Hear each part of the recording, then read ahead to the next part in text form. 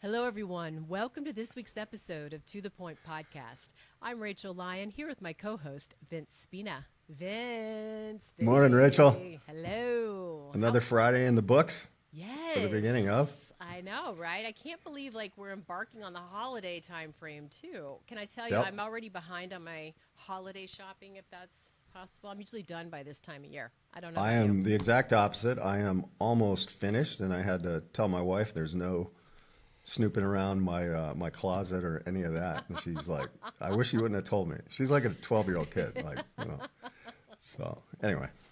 That's awesome. All right. Well, we're going to have a really fun conversation today, everybody. I'm so excited to welcome Gemma Moore. She's the co-founder of Cyberus. They are a cyber consultancy that creates personalized security solutions for global businesses. And she's a recognized expert in pen testing and red teaming. And as I mentioned before we started recording, she basically likes to break things is how she's characterized it. And I love it. I love that. Gemma, welcome. Thanks for having me, Rachael. It's really excited to talk to you both. Awesome. So Vince, let's go. Yeah, I'll jump in here, Gemma. So this is an exciting topic. We like breaking stuff too, and ultimately, helping our customers fix it as well. And I'm sure we're going to get into pen testing and red teaming and all that. But I thought maybe take it up a level and start with ethical hacking. And maybe for our listeners, maybe define what that means. Mm-hmm. And then, you like to break things. So what does a typical day look like in the life of an ethical hacker? So it's a very good question because terminology is kind of confusing in ethical hacking. So when I say ethical hacking, I guess I'm referring to anything that involves using adversary tactics to break stuff or find vulnerabilities in technology in a way that is ethical and legal and, not damaging anyone, trying to help them fix it. That's the sort of ethical part of it. But then you get sort of pen testing and red teaming, and they're kind of very different things. So when you look at pen testing, or what we call penetration testing, what we're doing in there, it's also known now as sort of ethical security testing or security testing. It's all the same thing. And what we're doing there is we're taking a system or an application or something someone's developed, and we're looking for all the technical vulnerabilities and weaknesses that we can find and giving them a report saying, this is what you've got wrong with this thing here. This is how you fix it.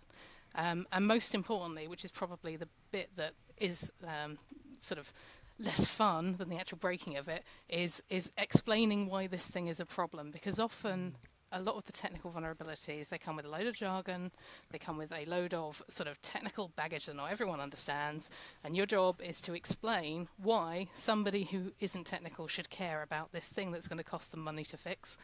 And that whole process is what we do with penetration testing. And red teaming, I say, falls under the ethical hacking umbrella as well. But with red teaming, it's a bit different because rather than just looking at technology, we're looking at people and process and what we're trying to do, rather than with pen testing, where we're trying to find all the vulnerabilities in a system.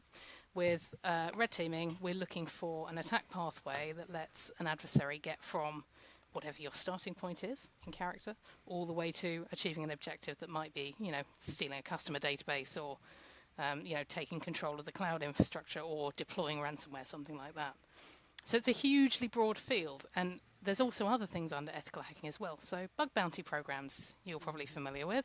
Some of your listeners probably use those, and that's where companies effectively offer to pay a bounty to people that are testing their systems just sort of informally on their own time and reporting security vulnerabilities.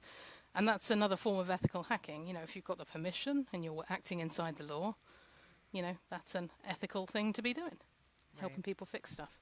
Lots to it. And it's an interesting area, though, right? I mean, because where are the boundaries, right? It's almost like a gray area between defense and intrusion. But, I mean, how do you establish where the guardrails or the boundaries are, not crossing a line when you're trying to deal with potentially destructive vulnerabilities?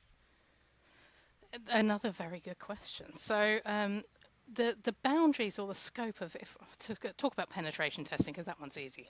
The boundaries in a penetration test are normally pretty well defined in terms of the edge of what you're looking at. So if you have a particular network, you'll normally be confined to things that are in that network. If you're looking at a particular application, you'll know sort of the URLs of the host that you're looking at, you'll know where the API endpoints are that are in scope, and you will be able to say very clearly, you know, this system is in scope, this system is out of scope, and remain in what we call in scope for that pen test. And that lets you stay inside the area where, and this is the important point, where you are authorized to operate. Because most law around the world, and it does vary from jurisdiction to jurisdiction, but mostly the thing that says whether you're doing this and breaking the law or doing this and not breaking the law is whether you've got the permission of the person that owns it to do it. Right. So, you know, that's the most important consideration when it comes to boundaries. But destructive vulnerability, so there's a lot of things that can go wrong during pen testing. The vast majority of pen testers are very responsible, and we typically as a breed have a very good understanding about whether something we do is likely to be destructive or not, likely to cause problems or not. When I say destructive, there's all sorts of ways pen testing can be destructive. So there's the obvious thing, which is exploit a vulnerability, makes the server unstable, server goes down, crash.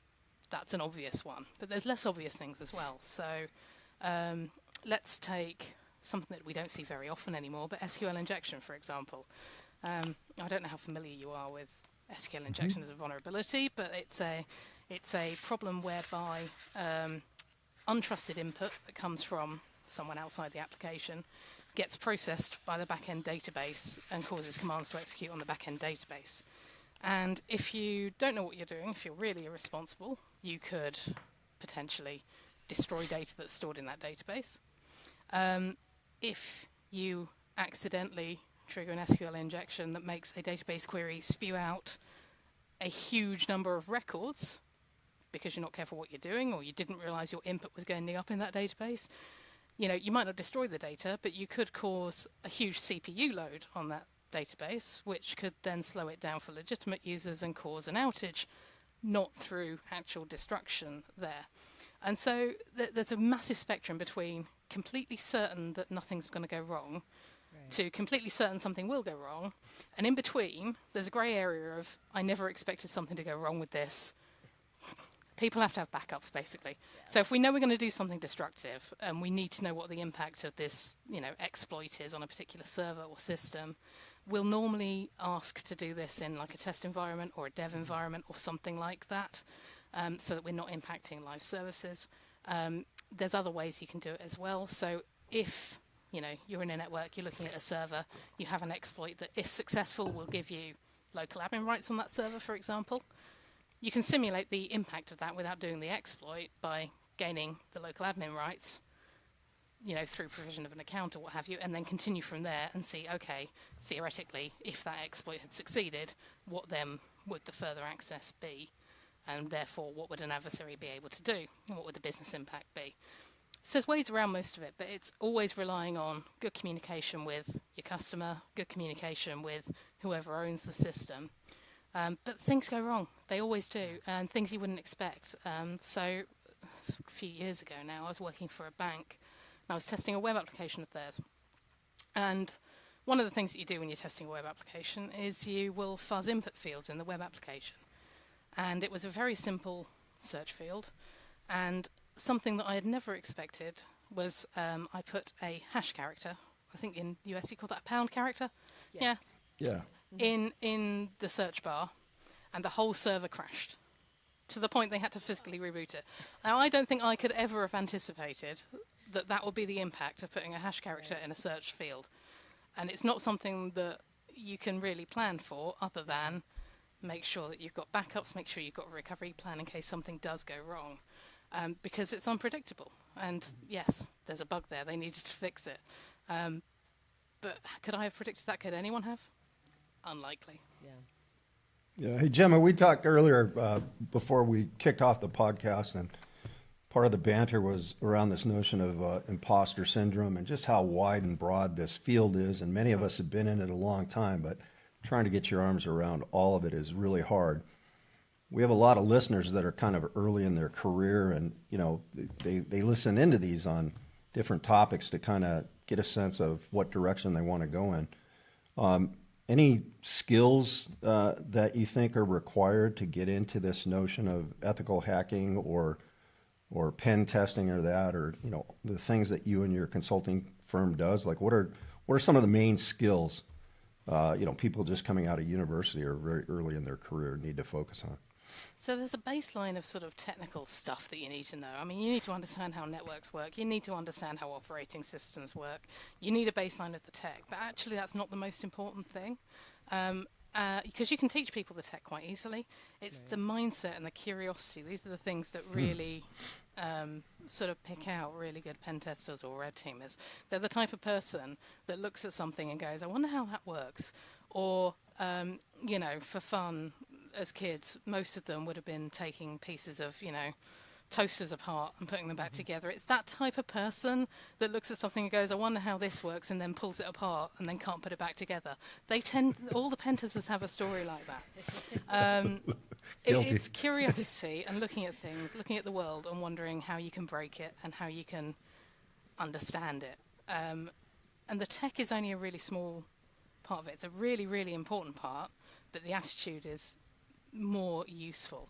Imposter syndrome is it's rife, and not just amongst people that are new to the industry. It's rife amongst people that are experienced in the industry. I've been doing this for 20 years, and sometimes I still get sort of wobbles of, am I doing this well enough? Am I supposed to be here? Yeah. And it's everyone, and everyone feels it at some point. And I think it's just because there's so much you could be an expert in. So you look around you, and you only need to, sort of look at what people are publishing on GitHub, the tools that are coming out, the blogs that are coming out, and you think, this is really cool, this is absolute genius stuff. I couldn't have done that. But the truth is, you'll find something that you get interested in, and you will the general trajectory is you start off as a generalist, and then you find something that really fascinates you, and you end up sort of being a specialist in that field and developing it. And the thing that a lot of people that are new to the industry struggle with is asking for help, asking for advice, asking for knowledge. There's a tendency, I think, for people that are new to think, can't ask stupid questions, people will think I'm dumb. It's not like that. I've never worked in a place where people guard their knowledge like a dragon around a gold hoard. Everywhere I've worked, people have been really, really collaborative and really useful resources to call upon when you've got something you need to do. And that's because pretty much everyone that's working in this sort of ethical hacking area, we're all really interested in what we're doing. When you're interested in what you're doing, you want to share it with other people. Yeah. And when someone comes to you and they want your advice on something, the natural reaction for the vast majority of people is literally to go, yes, someone I can tell this to. Someone's going to listen to me brain dump. It's like that. And I think, sometimes you just have to be brave, admit the things you don't know, and, actually understand that everyone is like that, because we all are. Rach, I was going to jump in and just ask a follow-up question of Gemma on that. So in your line of business and staying on this track of imposter syndrome, and we can't all know it all, and, it's absolutely appropriate to ask questions. Are there any specific tools or software that you use in your daily job, Gemma? And quite honestly, we haven't had a podcast that I can remember that we didn't touch on the subject of AI. And I'm just wondering, in the world of, what you do, ethical hacking, we'll talk a little bit about pen testing, the offensive nature of being on a red team. But how does AI play into that, or any other key software tools that our listeners might want to know about? So tooling's an interesting one, because there's tools for everything. And a lot of when you're pen testing, what you're looking at is there's vulnerabilities. And if you're looking for vulnerabilities, you're looking for port scanners, vulnerability scanners, and, Nmap is the port scanner of choice for most people, and Nessus or Qualys tends to be the vulnerability scanners of choice for most people. But, other products exist. There's a huge number of them. They all do pretty much the same thing. And that's looking for vulnerabilities. But when you're looking for doing a pen test, you're not just looking for vulnerabilities, you're looking for weaknesses and exposures as well. And often what you're using is, client applications for particular server applications, and scripts that people have written in PowerShell or Python, or, they're all out there. There's there's a Linux distribution called Kali that's pretty much dedicated just to penetration testing, and you can just download that. There's a bunch of tools that are well configured for most technical pen testing jobs, and they do a good job. So it's in terms of tools, huge broad spectrum of things that could be useful, and it changes all the time. People are releasing tools constantly. But, you'll find a technique, you'll find a tool to do the technique. There may be 6 other tools. Everyone tends to curate their own favourite little tool set. And that's another thing that you develop over time, is your own little favourite tool set.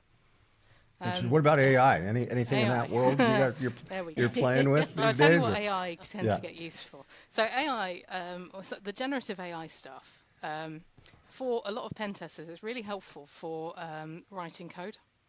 Surprisingly, because we tend to get in a situation where we find something we haven't seen before, and then we need to write a really specific script to do something really specific to this thing that we found, and it's not something that you're going to write a full proper tool for. You just need a quick script to get a job done.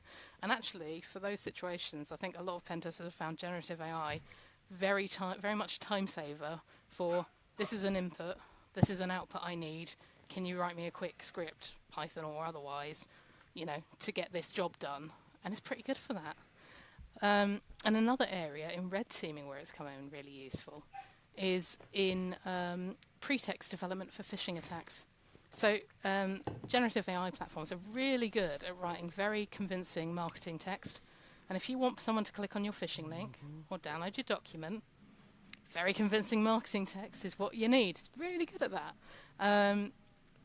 Just on the other side of things, in terms of tactics and techniques being used by adversaries, I think AI is a very interesting thing to think about if you are running a business, because we're now effectively in the situation where the sort of the state of the art with deepfakes is such that you literally cannot believe your eyes or ears, and as a society, we're not ready for that.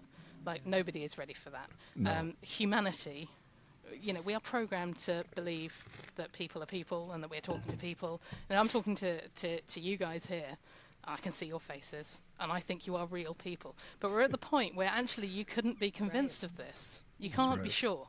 And I don't really know what the answer to this is, because we go back to secret code words as being the countermeasure for this, or, having individual sort of cryptographic signatures that we're verifying with each other as a countermeasure to this.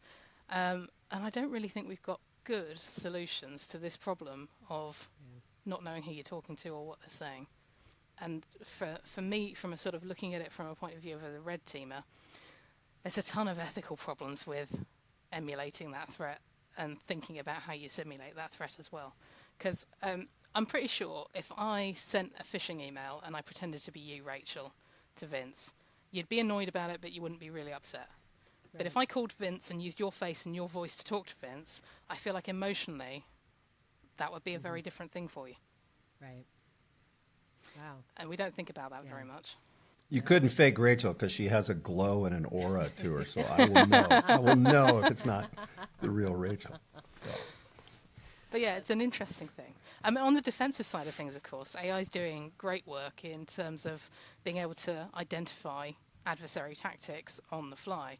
Like, a lot of the tactics of adversaries are pretty easy to detect if you have the resources of an AI looking at all the activity on your network. And that's really a huge step forward in terms of defenses. But what that inevitably means is that there is going to be this arms race of evolution in adversary tactics, and that's likely to be fueled by AI in a similar way. Yeah. So it's interesting, Vince, is what it is. It's interesting and new, and that's what we like when we're pen testers. Interesting and new is good. Yeah, wow, it causes me pause thinking about that. I never thought about that, the emotional impact, right, of... Well, yeah, and when it comes to pretending to be people, it's all emotional levers. I mean, so here's a thing for you.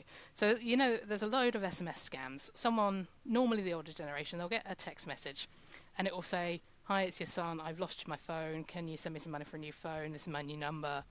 Right? That happened to my mother-in-law a few weeks ago. Now, if you think about the deepfake, imagine if that would have been a phone call and it was her son's voice. Right. Mm-hmm. And then you take that further, and how far would you go with that simulation if you were an adversary? Is the son screaming? Is he in trouble? Yeah. Has he been kidnapped? Like all of this stuff. If it's your son's voice and that's it's proof of life. I mean, I wouldn't do this. Criminals will, but if you sort of extend that type of emotional leverage, people will do what you want them to do. And in cybersecurity, I'm not going to go down the route of saying people are the weak link, because they're not. People are people, and you need them. Right. But people are susceptible to emotional manipulation in a way that systems are not. And now the tools are there to really, really turn the thumbscrews on emotional manipulation. Yep. And the countermeasures aren't brilliant. Yeah, just quick story, Gemma, and then Rachel, I'll let you jump in. But I do a lot with cryptocurrency, and my colleagues used to laugh. They're not laughing with Bitcoin over 90 now, so I'm just saying. But I can tell you, I sold a little bit of my crypto when it crossed over into the 90s, my Bitcoin, and I'm telling you, within a half hour, I had an email saying, hey, you sent this to this wallet, which I didn't do, whatever, and click on this if you hadn't done that. And I literally got what really freaked me out is I got a phone call, and the person said they were part of the tier 2 security team. And usually you get somebody with a bad accent and doesn't speak English very well. This person was super polished, and he knew some stuff about me. He purported to be from the wallet company, and he started asking me questions. And I said, this doesn't seem right to me. And I'm in this industry, but he had me thinking. And I'm like, you wouldn't call me and ask me these questions. And literally when I now poke back, he hung up. And then I called my wallet company and found out, said, hey, it came from this number. This is the questions. I go, yeah, we would never do that. But I mean, it was professional, both the email that popped up and the call that I got. And, I'm a skeptic by nature. We tend to be in this business. But if that would have been, like you said, my parents or somebody who doesn't think about this on a regular basis, it was quality. Like it would, you would have thought that those folks, those were both legitimate. And you can't blame people for falling for it. You can't. Yeah. You have to make sure you've got the controls in place. That means that if they do fall for it, you're not catastrophically damaged. And this, if you think about that type of scam, that's the type of thing where, someone impersonates the CEO and asks for an invoice to be paid immediately. It's exactly that type of financial reward immediately. Then it is a business for the adversaries. It's a 9-to-5 business with holiday and sick pay and, proper working practices. It's professional. Right. Yeah, you hit the nail on the head. I received one of those emails this week, although it came from like a Gmail account, so I knew it wasn't our CEO, but it was, hi, Rachel, it's Ryan. Can you get me these gift cards or, whatever it was? And I just thought it was hilarious. I'm like, I don't think he'd send it from his Gmail address, but, but my other question is, what happens if you just don't answer the phone, Vince? Like, what if you don't talk to the person? Yeah, well, usually answer? if I don't know the number or scam likely or something pops up, I won't. I'll wait and listen. But it spoofed the wallet company that I use. I mean, it was as close to being legit, and I just thought, yeah, this was weird. You're asking me questions that I don't think are appropriate, and I'm very weird about how I answer too, because the notion that they're capturing your voice and your commands and things like that. So I'm not as jovial when I get a call like that as I am like this. I'm like, I try to mess it up as much as possible. But. Yeah, it's funny. I mean, I've seen it used to be the ones that used to potentially be amusing were the ones that used to call you up being tech support. And I know several. This is the type of thing pen testers like to do. Lots of people in the industry like to do it. Who'd keep them hanging on the phone, spin up a quick Windows virtual machine, then let them have access to it, and let them waste their time doing things with a Windows machine that had nowhere to go, just to waste their time. And that's the sort of stuff that pen testers like to do to scammers. But it is business, and you have to be mindful all the time, and you can't really trust anything these days. No, not at all. Kind of speaking on pen testing, it'd be fun to kind of double click in that a little bit. What scenarios do you think pen testing is preferable or even essential compared to other forms of security assessments?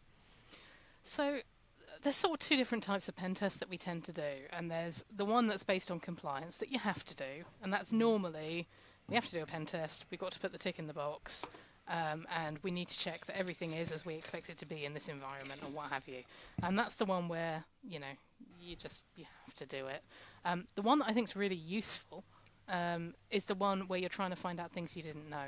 And we often sort of refer to those as sort of, they come across sort of scenario-based pen tests or things like this. And they tend to start from a premise. So they'll start with a question like, okay, what if somebody gains access to our building and plugs into our network? What can happen then? Or, we've just acquired this company in, the United States and we're integrating them with our network. What happens if there's an adversary in their network that we don't know about?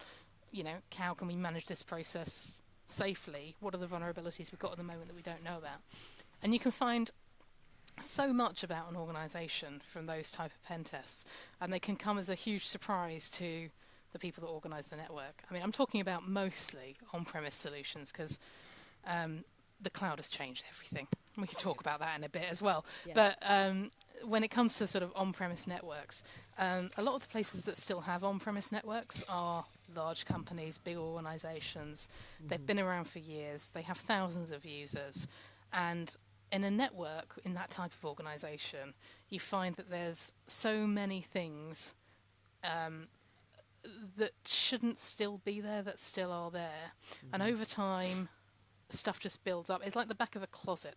If you run through a network like that, it's like the back of a cupboard where things have been shoved, and you find things out that people didn't know. You'll find there's normally a whole bunch of file shares that nobody has accessed in years that will have things like config files on them that have got passwords in, that have local admin on various machines in the network, that then let you take control of those machines. And in a domain network on-premise, pretty much by the time you've got control of one local server, you've got control of the whole domain. It's just a matter of time at that point. So, that's the sort of clutter. You find people's home directories, not just of, people that still work there, but, going back for decades of home directories and information documentation and things like this. And I often say this to the security teams because normally, when I'm looking at a security team and I say this, you'll see the look on people's faces and you will realise that this is very true. Normally, what you will find is that there is a single password that gets used everywhere that people think is not important. And at some point in the past, someone picked a password and, it's probably in the UK based on a football team. It'll be, Liverpool 01 ! Or something like that. And someone will have put it on everything they thought that wasn't important. It'll be on, like a printer that sits in the corner that doesn't do anything. And it'll be used for like the guest wireless or something like that. And you can guarantee everyone knows that password. And also, at some point in the past, someone has put it on something that they really shouldn't have put it on because it's very sensitive. And almost certainly, when you've got a big on-premise network, you will find something like that lets you escalate privileges and move laterally. And as soon as you tell people about it, everyone's like, facepalm, yes, we knew this thing existed. We never thought anyone would find it. And they all just look very sort of shamefaced when you bring it up. And it happens every single time. And so people are people everywhere. And, you're always fighting a battle against people doing their thing. And, the system that, that Dave wrote 20 years ago and then he left the company and it's got to stay on and it sits there running and nobody knows how it works except Dave, who's now left and didn't document it. But if we turn it off, everything breaks, so it just stays there. And yes, things like that, they crop up all the time on on-premise networks. So yeah, pen testing can be a really good way of finding out those things that you just didn't know. Because the other thing is, patching's only part of it. So all the cleanup is entirely more important. Not more important, just as important. And I hate to do this, but we are at the end of today's podcast. To all of our listeners out there, thank you so much for joining this week. And for our new listeners, welcome. And if you're enjoying the conversation, please subscribe. We're on all major podcast platforms. Until next week, everyone, stay secure. Thanks for joining us on the To The Point Cybersecurity Podcast, brought to you by Forcepoint. For more information and show notes from today's episode, please visit www.forcepoint.com/podcast. And don't forget to subscribe and leave a review on Apple Podcasts or Google Podcasts.